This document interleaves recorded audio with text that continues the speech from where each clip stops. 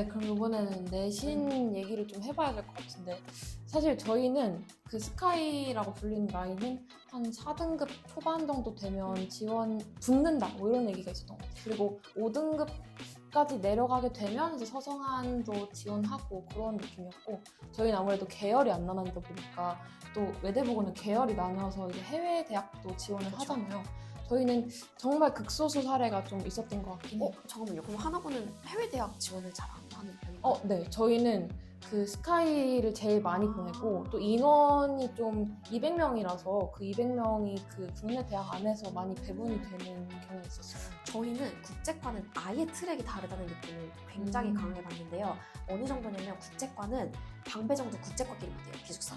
왜냐면 그 이유가 해외 대학 같은 거 지원하거나 해외 관련된 커리큘럼 수행할 때 시차 때문에 걔네는 그걸 고려해야 돼가지고 네. 걔네들을 그 시간에 깨어 있는데 만약에 뭐 인문이나 자연 애들이랑 방을 같이 쓴다. 그러면 그것 때문에 인문이나 자연 애들은 막 밤에 얘 깨어 있으면 뭘 못하고 근데 이러잖아요. 시차가 어떻게 다니는 거예요? 예를 들면은 뭐 제 친구 중에 미국 대학 지원했던 친구는 면접 볼 때 새벽 3시, 4시 막 이런 시간대에 갑자기 면접 보고 해야 네. 되니까 그런 것들 다 감안을 해서 진행을 했고요. 그래서 그것 때문에 저희는 국제과는 아예 내신도 이제 많은 경우 아마 하나고도 그럴 것 같은데 요새는 많은 학교들이 정시와 수시를 특히 외대부고는 그래요. 정시랑 수시를 좀 같이 준비할 수 있게 하기 위해서 내신도 어쨌든 정시의 기조를 조금 따라가는 출제를 조금 해주시는 경우가 있어요. 근데 국제과 같은 경우에는 이렇게 가지 않고 아예 AP 같은 수업 위주로 진행을 하면서 좀 그쪽 국제대학을 갈 걸 염두에 두고 내신 스타일도 전혀 다르게 해외 대학을 아예 처음부터 염두에 두고 그렇게 만들어주는 경우가 조금 많고요. 그 다음에 이게 그 아까 4등급 초반? 네, 이라고 사등급. 말씀해 주셨는데 저희는 5등급? 보통 5등급 정도를 커트라인으로 생각을 그건 국내 라인? 네, 국내 라인에서는 오. 5등급 정도가 잠정적인 커트라인으로 생각이 되어지는 편인데 이게 사실 정말 막 이제 사바사? 네, 근데 보시는 분들은 사실 5등급? 너무 못하는 거 아니야? 이렇게 생각을 하실 수도 있는데 제가 듣고 충격받았던 기록 중에 하나가 네. 외대보고가 모의고사 같은 걸 당연히 치잖아요. 네. 학교니까. 근데 거기서 국어, 영어, 그 다음에 수학 셋 다 1등급인 학생이 한 학년에 70% 정도 된다고 그쵸. 생각하면 된다라고 약간 이런 이야기를 제가 그때 들었었어요. 근데 그런 친구들하고 어쨌든 경쟁을 해서 확보를 해야 되는 내신이기 때문에 저희는 이제 뭐 5등급 정도여도 사실 절대 막 이제 왜 이렇게 못했어 라는 느낌보다는 어쨌든 평균 정도구나라고 생각을 했던 것 같고요.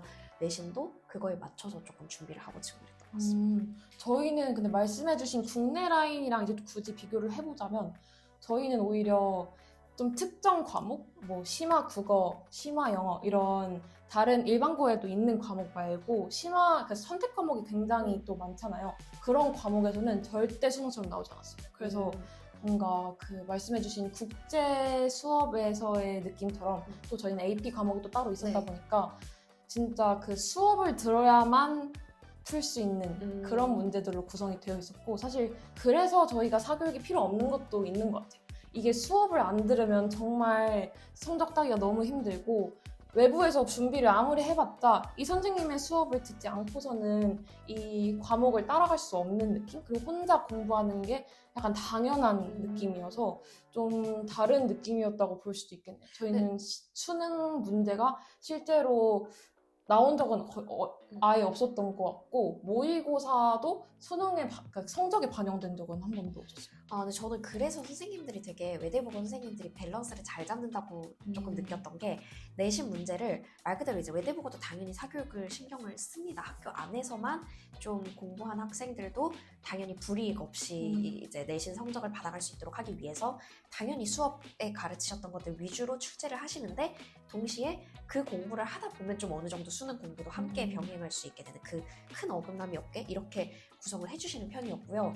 그 다음에 또 큰 장점 중에 하나가 외대보고 아무래도 외고였던 기간이 있잖아요. 그쵸. 그래서 여전히 제2외국어 수업을 조금 많이 중점적으로 가르치는데 다른 학교는 보통 막 제2외국어 하더라도 한 주에 한 번, 한 주에 두 번인데 외대보고는 3번, 한 주에 많으면 4번까지도 이제 막 들어가는 시수가 배정이 많이 되어 있나 보네요. 배정이 조금 많이 되어 있는데 이 선생님들께서 EBS 강사로 나가셨던 분들이 꽤 저희도요. 많이 계셔서 그래서 저는 오히려 되게 왜 제2 외국어로 수능 공부할 때 약간 내신 공부하면 유용했다. 그것도 같이 따라갈 수 있게 되는 그것을 좀 제2 외국어에서 많이 느꼈던 것 같기도 합니다. 저희는 외국어는 막 그렇게 강점이진 않았던 것 같은데 좀 한 가지 외국어랑 좀 구별되는 특징을 뽑아보자면 저희는 무계열이어서 진짜 자기가 원하는 과목을 어떤 것이든 들을 수 있었던 것 같아요. 그 학기에 열리는 거라면. 근데 그게 진짜 수요가 있기만 하면 열리고 그리고 되게 자주 과목들이 바뀌었거든요. 그래서